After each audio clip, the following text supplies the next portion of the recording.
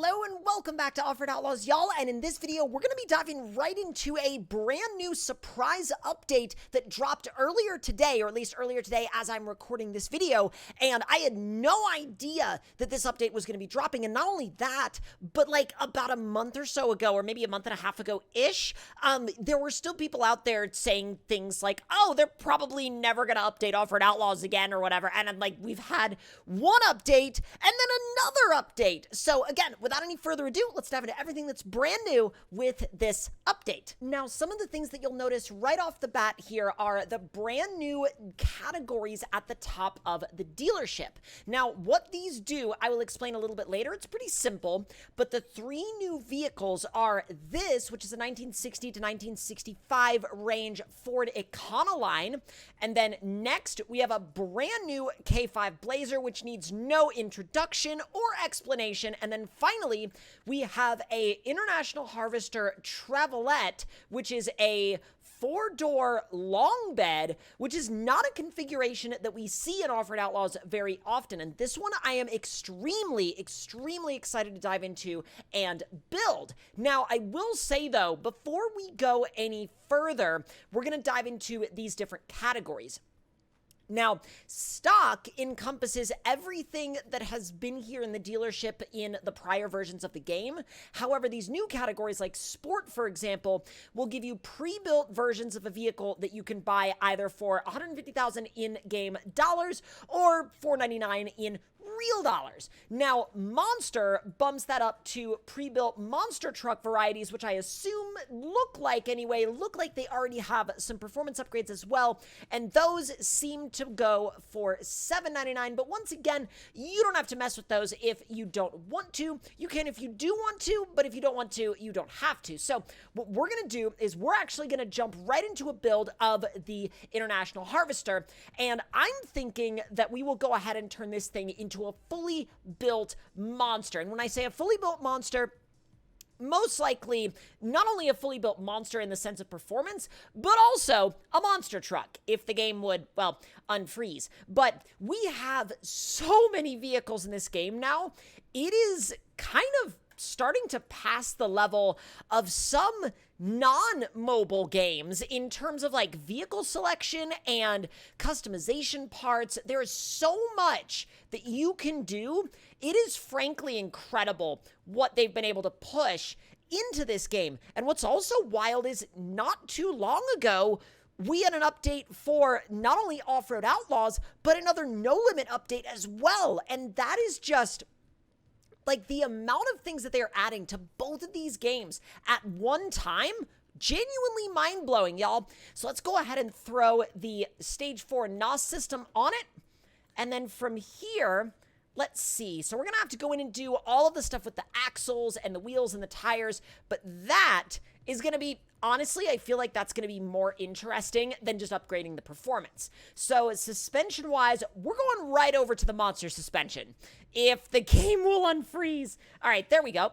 So let's go ahead and monster suspension and axles on the front, monster suspension and axles on the rear. And now that that is done and ready to go, we can fully build every single aspect of these. Now, once we get these up to stage 5, as y'all know, I mean, the sky is pretty much the limit here. So the sky is exactly what we are going to be shooting for with this thing. And so we're just going to go ahead and take that rear suspension travel and, well, the rear stiffness as well and just all the way down. No, we're not going to leave it there. Nope. We're going to actually bring the rear stiffness up a little bit. We're going to bring it up probably to like, I don't know, 13,000. We'll max out the travel. And what? Okay, that actually put us at exactly level with the front on, I believe, a stiffness setting of 15K. Okay, so that's not too bad, actually. So, you know, in theory, we could actually turn this into a monster crawler, which is probably what we'll do. All right, so let's actually reduce that front stiffness down to like 10K and the rear stiffness down just far enough to match the ride height, which is about like 9,200. So this thing is going to be flexy. Now we're going to go up to about 3,100 with the damping, but we can adjust from there right around the 3,100 mark. And then let's see, axis width, we're going to push it out just a little bit, but not too much just yet. I'm thinking about 0.2. And then let's see, rear steer on something this big, I'm going to want it, but not too much. So probably 0.15. And shock size, we're going to set that at about 1.5. I like 1.5. I think it's a good looking size for shocks on a lot of these trucks, especially trucks of this size. Now, let's see. Gearing, wheels and tires, all of that, we will get to that stuff, but the wheels are going to be upgraded to stage 5. And now that that's all done and ready, I'm thinking for the radius, we'll probably hang out around a 1.4. That seems to be a good size and a good balance between big and too big for a truck like this. So let's see, width with a 1.4, we'll probably want 1.5 in terms of width. So let's see, 1.4 and 1.5. That actually looks really well balanced. Really, really well balanced. And we will bump up the wheel size a tiny bit to a 1.1, but not too much. Not too much. All right, so let's back you up. And then gearing, this is going to be important because we'll set it at kind of a baseline tune. So like the classic like 3-2, 2-0, 1-5, so on and so forth. Y'all will see what we do here, but this tune is nothing crazy. It's nothing over the top. It's more like a tune that has worked for me in a lot of different ways, and I've kind of been able to sort of evolve it over time, and we'll actually reduce the low gear a little bit to a 1.8 as well. And now I just want to get a look at the flex before we take this thing out, and we'll see what it looks like. So let's see, front flex, sure we can max this out. Oh my God. Well, that's, yeah. I don't think we're going to be having any issues. All right, so the rear flex, with that maxed out, obviously you're not going to be able to do this at one time. I mean, the rear seems to actually be a little stiffer than I wanted, but that's fine. That's fine. So we'll go ahead and put this thing back on the ground. Let's do just some rear flex. Oh, it can do that, no problem. I mean, it pulls just a tiny little bit off the ground, but nowhere near enough to where it would be a problem. So now all we got to do is run through the customization, and that will not take too long. Now, I'm thinking we're probably going to just remove the front bumper entirely because something like this doesn't really need it. It doesn't really need it at all. Now, let's see, though. I think I am going to leave the fenders because there is something odd going on in the back if you take the fenders away. Now, the rear bumper, though, is massive, and I think we will just fully delete that. And, oh, I like that one, though. That one looks good. But I think for now, we will delete it. Now, if you do want to run a flatbed, you can, and it looks really good because it's actually a lot longer than some of the other flatbeds that the game allows you to run. We're going to go back to the pickup bed for now, but that is an option. Now, you do have a good variety of cage options too, and this also includes the roll bar and the roof rack, which again, I'm not super keen on using either of those, but if you do want to use them, they are there. Now let's see, we've got some steps, we've got some rock sliders, we've got some, you know, actually those look like fairly normal steps, but I think, I don't know, I like the clean lines of keeping those off. Now, rooftop wise, I would do the light bar, but I think on this thing, I want to do the more old school style, like Baja bar. And then we will definitely throw a snorkel on it. And then for a spare, we'll probably throw it in the bed. Where else will I let you put it? Oh, on the hood. I think the bed is still probably the best place for it. Although, honestly, it's so far forward that I feel like if we do a stack, that might interfere with it. And I don't want to do that, like, visually either, because visually, that will bug me. Although I will do a light bar in the grill. That looks sick. Now, we will definitely throw a winch on it. And as far as the high lift goes, right there at the back of the cab. And then we should have a ton of exhaust options. We've got the bed stacks. We've got the kind of side stacks. We've got both hood stack options. And then the standard rear exit pipes and the large, like, diesel-style exhaust tips, and, of course, the Zoomy-style exhaust. But I think what we'll do this time, because it's just a very classic look and feel of the build, we're just going to throw a stack in the bed. I mean, that really does work visually for some of these trucks. And I think for this, it really sets off the look. So now, let's see, repair pack in the bed rather than doing the toolbox. We don't need the toolbox.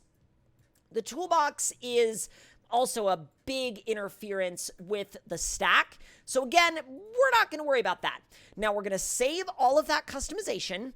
And now we're definitely going to throw a semi-horn on this thing. And let's see. That's good enough for now, right? And then paint-wise, I'll probably leave it this classic red. And then, let's see, axle colors, we'll mess with that later. And then wheels-wise, I do want to get a really nice set of off-road bead locks on this thing because I know it will look sick. And I think we'll probably go with, oh, those would look amazing. Tell you what, we'll go with these. And we'll do chrome spokes. And then we'll do a bead lock ring that isn't chrome. So let's see. These are, we're almost there. Those are the ones we're talking about. And then we'll do chrome on the face, and then we will do a bead lock ring, and that looks incredible. We will also swap out for some much more rock-ready tires. And I like these because they have a very classic look, but they also genuinely work and perform really, really well. Now, we will do a whole TC Customs livery on this thing a little bit later on in the future after we get the build all dialed in. But for now, let's take it out for a drive and see what it's all about. Give it a little bit of initial testing, so to speak. And we're officially out here at Crater Crawl for our very first run in the International. So let's see, let's pick something pretty gnarly right off the bat, and this definitely looks like it fits the bill. Oh yeah, oop. This is probably one of the longest wheelbases, aside from the limo, that I've used in Offroad Outlaws, and I've gotta tell ya, it really seems to get work done. Oh, this scrambles everything. Oh, easy. And keep in mind, I haven't even put it in low yet. Like, this thing is absolutely just ripping. It didn't even bat an eye. It literally didn't even bat an eye. It did that all in high range. I had no idea we had something like that on our hands. This is, okay, we're gonna need to turn the difficulty up. Like, way up. No idea if this is difficult or not, but, well, this looks like it goes somewhere. This thing just has the vibe of, yeah, put anything in front of me. I'll either go over it, or through it, or both. Except if it's made out of concrete. That seems to give it some problems. There we go, just a little. God, that gearing is like perfect for either the wheelbase or the tire size, or maybe a combination of both. Because like I still haven't had to put it in low.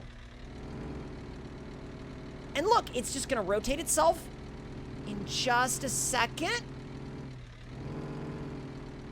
Because all you gotta do is walk that front axle over and then boom. I am astounded by the performance of this thing. Look how high up on Crater Crawl we already are. That is nuts. That is absolutely wild. Okay, we've got to take it up there. But like, that will probably have to wait for a future video.